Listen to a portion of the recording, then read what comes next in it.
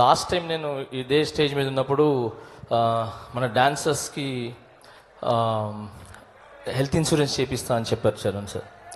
So అలాంటిది ఈరోజు same ఇదే ప్లేస్కి వచ్చాను నేను. సో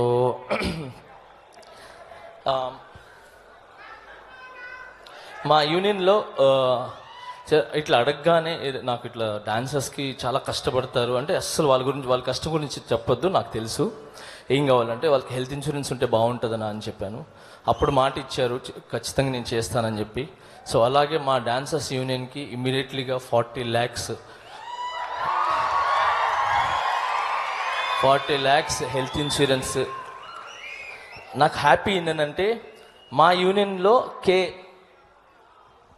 రామ్ చరణ్ తేజ్ అని చెప్పి మా యూనియన్లో అమౌంట్